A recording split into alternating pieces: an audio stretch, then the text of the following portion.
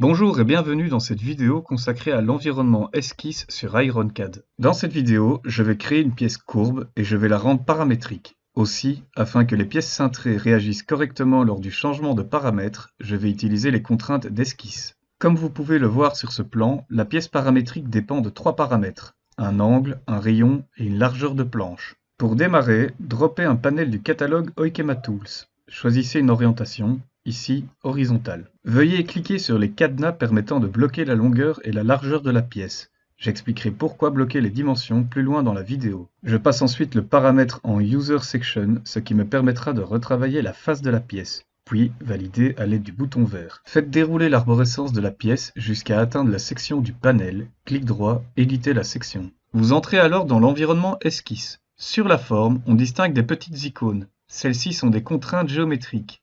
Dans le ruban à droite, vous trouvez différentes contraintes géométriques que vous pourrez placer sur votre dessin. Par défaut, IronCAD peut suggérer et ou activer des contraintes géométriques automatiques. Pour les activer, faites un clic droit sur l'esquisse et sélectionnez Contraintes, puis cochez les contraintes que vous souhaitez activer automatiquement. Pour rappel, le comportement de base d'IronCAD se veut non paramétrique. Exemple, si je tire sur une droite, on peut voir qu'elle se déplace. Autre exemple, si je tire sur un coin du rectangle, on peut voir que celui-ci va perdre sa perpendicularité et la forme ne sera donc plus rectangulaire. Pour éviter cela, on va utiliser des contraintes géométriques. Sur chaque coin, on peut voir des petites icônes suggérant une contrainte.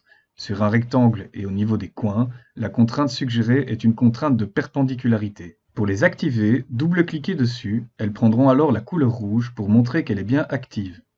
Après avoir activé les contraintes sur les 4 coins, lorsque je tire sur l'un des coins du rectangle, on peut voir que le rectangle restera toujours rectangulaire. Autre chose, le rectangle ne touche désormais plus l'axe X en rouge et l'axe Y en vert.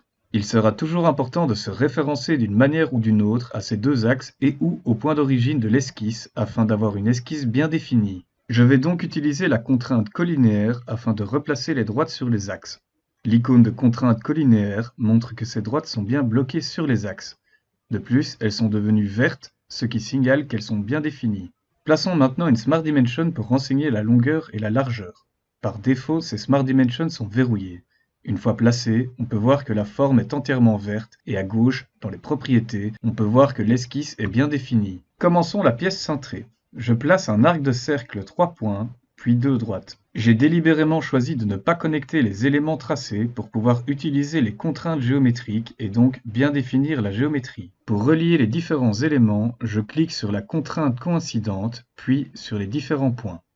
On peut voir que les points se rejoignent et qu'une icône de contrainte de coïncidence apparaît. Une fois la forme obtenue, je place une première Smart Dimension pour obtenir le rayon, puis une seconde pour l'angle. Petite astuce dans l'environnement esquisse. Vous avez la possibilité de passer votre tracé en ligne de construction. Utilisez ces lignes de construction pour construire la forme désirée. Je sélectionne donc tout mon tracé, puis à gauche, dans les propriétés, je coche la case utilisée comme construction.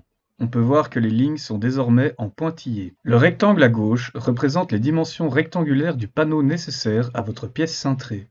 Comprenez qu'au final, votre pièce cintrée sera inscrite dans ce rectangle. Les dimensions du rectangle seront donc définies par l'angle et le rayon de la pièce. Il faudra donc déverrouiller les Smart Dimensions du rectangle. Pour cela, sélectionnez la Smart Dimension, clic droit, déverrouiller. Elles prendront la couleur bleue et seront donc là à titre informatif. Traçons maintenant la forme de la planche cintrée. Je commence par tracer un arc 3 points, puis utilise l'outil décalage pour créer un second arc de cercle. Je veille à bien cocher la case contrainte et renseigne la largeur de la planche. J'utilise ensuite la contrainte coïncidence pour relier les coins de la forme en ligne de construction aux arcs que je viens de créer. Afin de donner le bon rayon aux arcs de cercle, j'utilise la contrainte concentrique. On peut voir que les arcs se placent correctement selon le rayon de la forme en ligne de construction. Il me reste à créer 2 lignes puis de les connecter à l'aide de la contrainte coïncidente. La forme maintenant créée est entièrement contrainte à la géométrie de construction. Je peux maintenant glisser le tracé à l'intérieur du rectangle pour inscrire la pièce dans le rectangle. Puis, j'utilise la contrainte de coïncidence pour faire correspondre aux lignes du rectangle. J'essaye d'avoir au moins un point sur l'axe X et un point sur l'axe Y et de connecter toutes les lignes du rectangle à la forme cintrée. Pour finir, au niveau de la courbe, j'utilise la contrainte tangente pour que la ligne du rectangle corresponde toujours au point maximal de la courbe. Une fois totalement contrainte, mon esquisse a pris la couleur verte et à gauche, on peut voir qu'elle est bien définie. Cliquez sur Terminer pour valider l'esquisse. De retour dans la scène 3D, je sélectionne le panel, puis clic droit, Paramètres. Dans le tableau des paramètres, on retrouve les différentes Smart Dimensions créées dans l'esquisse. Je retrouve les deux dimensions de longueur-largeur que je vais copier dans le H et le L de la pièce afin de renseigner ces dimensions aux propriétés du panel Oikema. Testez votre modèle. Modifiez le rayon, l'angle et la largeur de la pièce. Cliquez sur Appliquer, puis OK. En cliquant dans l'arborescence, on peut voir qu'au niveau panel, la dimension du sizebox ne correspond pas à la pièce. Pour régler cela, il faudra renseigner les paramètres correspondants dans les propriétés de l'IntelliShape du panel. J'ouvre les propriétés du panel, onglet Sizebox, je coche pour afficher les formules, puis renseigne les bons paramètres H, L et S. J'applique et valide en cliquant sur OK. On peut voir maintenant que le Sizebox correspond à la pièce. Votre pièce est désormais terminée, bien contrainte et paramétrique. L'objectif sera donc d'obtenir une esquisse bien définie à l'aide de Smart Dimensions et contraintes. Une esquisse bien définie réagira correctement lors des changements de paramètres. Pour vous donner des idées, voici un exemple d'utilisation d'esquisse paramétrique et contrainte avec cette cloison courbe comportant deux panneaux cintrés.